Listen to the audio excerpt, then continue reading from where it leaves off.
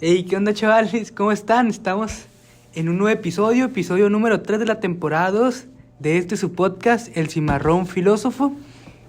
Me presento, soy Abraham Said, estudiante de la Facultad de Economía y Relaciones Internacionales, la FEIRI en la UABC.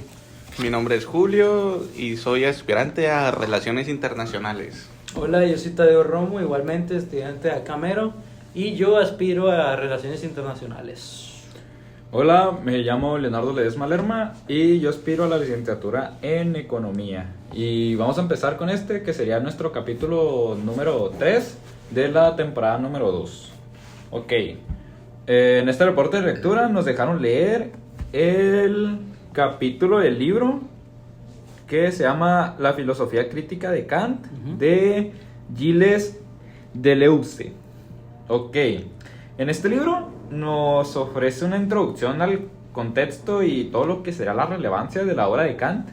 Y esta obra de Kant sería la relación de las facultades en la crítica de la razón pura. Los temas principales y conceptos que abordan este libro son las facultades cognitivas, que incluyen lo que sería la representación, la imaginación y el entendimiento. También se analiza en detalle la relación entre estas facultades entre sí mismas y cómo afectan a la formación del conocimiento, junto a las formas de pensar diferentes entre lo que sería Kant y Hume. Bueno, Hume habla y había observado que el conocimiento implicaba principios subjetivos, de los cuales sobrepasamos, por así decirlo, lo ya dado. Y él creía que estos principios eran simplemente psicológicos o de asociación, por así decirlo, relacionado con nuestras representaciones. De hecho, después de esto, en esta filosofía de Kant empieza definiendo a priori, ¿no? Que lo define como, así literalmente, tal cual, como algo independiente de la experiencia. Precisamente porque la experiencia nunca nos da algo que sea universal y necesario. O sea, esto traduciéndolo a palabras más aterrizadas, más entendibles, es básicamente, es decir, que la experiencia solo hace que avancemos de manera que va estableciendo principios que puede que no sean los necesarios, o sea, los correctos, para el entendimiento pues universal, ¿no? A partir de esto, Kant es donde se pregunta que cuál es el hecho del conocimiento, o sea, por qué existe o qué hacen, o sí, pues por qué existe el conocimiento, básicamente. Entonces yo pude entender que a priori es como algo real, ¿no? Algo que ya está dado fuera de los conceptos que nosotros le damos. Es decir, diferente al conocimiento empírico, por así decirlo, que es algo que nosotros tomamos, que ya está dado, y simplemente le damos un sentido, un concepto, de tal manera que pues hace un sentido, algo que todas las personas lo entienden. Pues. Que todo cuadre. Ajá. Se habló mucho de esta palabra a priori, que a lo mejor fuera de este tema muchos teníamos otra perspectiva sobre esta. Yo tenía una perspectiva muy diferente, pero en realidad la expresión a priori carga más bien como referencia a alguna necesidad, pero también a la vez algo muy general o universal, para así no ser demasiado específicos o en explicaciones. También puede ser como instrucciones o textos donde queramos transmitir esta combinación de necesidades. Ok, voy a tratar de dar un ejemplo y me dicen si estoy bien o mal. A ver, adelante, compañero Julio. El ejemplo UABC. del tiempo y las semanas. A la semana. El tiempo los ya, días de la semana, ¿no? el A tiempo ver, ya dime. estaba dado y nosotros lo adaptamos hacia nosotros, dándole el tiempo a las semanas, los días de la semana. Pues Eso sería como a priori. pues son dos cosas. Ahí entra el concepto de a posteriori, ¿no? Sí. A posteriori. Sí, creo que sí. A priori es algo que ya está dado. En este caso, tú estás diciendo el tiempo, ¿no? Y dijiste el lunes, los días de la semana, ¿no? Sí, Dijiste. los días de la semana. Entonces ahí es donde nace a posteriori, que es los días de la semana, que en este caso es algo que nosotros inventamos, conceptos que nosotros inventamos para medir el tiempo, para darle un sentido al tiempo, ¿no?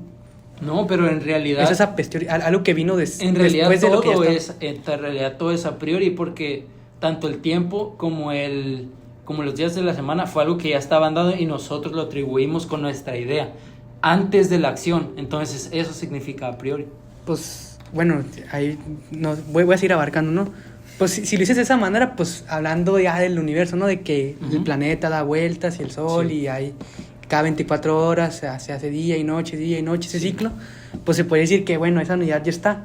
Pero como tal, eso en general es tiempo, son ciclos. Nosotros simplemente le dimos un concepto, eso es a posteriori, algo que ya está dado y nosotros con el conocimiento que ya tenemos, después, o sea, a posteriori, le damos un concepto para el entendimiento de todos. Pues Y- tú lo dijiste, le estamos dando ese concepto. O sea, surge de una idea Pero ya antes de una acción. No surge una idea, surge de algo que ya está dado, algo que ya es Pero real. ya existía. Pero el tiempo no depende de si rota el sol y los planetas. No, el tiempo es tiempo. Ajá, él te pidió el ejemplo del tiempo. Y tú dijiste que los días de la semana eran a posteriori, ¿no? Ah, pues el ejemplo del tiempo es por ejemplo, tú dices No, los no, no. días. El ejemplo del tiempo con los días de la semana. Porque ya existía el tiempo. Y Ajá. nosotros le metimos como que los días de que tal día es este y tal día es este. Ah, pues Antes eso- de cualquier acción. ¿Qué acción? Antes de cualquier acción. Por Pues eso, el pues tiempo- yo te pregunto a ti, ¿cuál acción? Si tú defiendes que es a posteriori, debe haber alguna acción. Entonces tú dime qué acción. No, pues precisamente no es una acción, o sea, en este caso si tú quieres algo acción, pues es la acción es el concepto que nosotros le dimos, ese puede decir tu Ajá, acción. el crear pues simplemente crear esta medida, Ajá. ¿sabes? O sea, porque a priori sería lo que es el tiempo, ¿no? Los 24 horas, estos ciclos de día, noche y cómo rota. Y Algo que es real, algo que ya está dado. Ajá. Y a priori sería pues simplemente unidad de tiempo que leímos, que son los 7 días de la semana, y simplemente es a priori porque nosotros se lo damos, o sea, porque nada dicta que, por ejemplo, no hay ningún impedimento para que nosotros, por ejemplo, pongamos nuestra medida y que sean 10 días a la semana, ¿sabes? Ajá. O sea, es algo que nosotros afectamos, ¿sabes? O sea, los días de la semana son afectados por nosotros porque nosotros lo creamos. Como la gente que piensa que domingo es el primer día de la semana. Ajá. Sí, Bueno, no pues, sé, pues güey. decide pensar así, porque realmente no hay nada que evite que, no hay ninguna orden universal que diga que hoy es lunes porque de verdad es lunes, porque así es el universo y porque así es real. Y así lo haya, esa orden universal no No, tiene cómo comprobarlo. y si fuera así, pues eso sería a priori algo que ya está dado. Ajá, o sea, a priori simplemente sería lo que ya está. Y ¿cómo se llama el otro? Y a posteriori. A posteriori sería como nosotros lo entendemos y el concepto que le damos. Como Ajá. nosotros lo entendemos sería a posteriori. Lo que viene después de que lo conocemos y le damos Ajá, le damos una metodología. una Se ajá. tornó tanto un debate, ¿no? Este podcast. Está divertido eso, me gusta. Bueno, y luego, otra cosa que yo quiero mencionar es que descarta un poco la idea de Descartes, ¿no? Ya ven que yo en el anterior podcast, no sé si se acuerdan que yo había dicho que Descartes dice que pues no sabe si todo es producto de su conciencia, ¿no? Que es una simulación. Ajá, que él nomás sabe que, bueno, no tanto la simulación, sino producto de su conciencia. Entonces llega a la conclusión que lo único que es real es él. Entonces, a partir de esto, pues él, bueno, esto que dice Kant contradice un poco lo que dice Descartes, ¿no? Que básicamente es de que Kant dice que hay algo que existe, el sentido común, que hace que todas las personas tenemos en la misma forma de adquirir conocimiento y el mismo sentido y mismo entendimiento de las cosas, que hace que básicamente todos tengamos un sentido común, y a partir de eso pues descarta la idea que decía Descartes de que hay, ¿cómo dice? Que descarta la idea de que Descartes pues de que nomás existe él, pues eso afirma que todos existimos, ok, el sentido común, pues que todos podemos entender las cosas igual, Sí, básicamente. básicamente le dice que está loco y que no es nada como él piensa. Pues no le dice a él, sino es su teoría, ¿me entiendes? A su idea, pues, a Ajá. su teoría.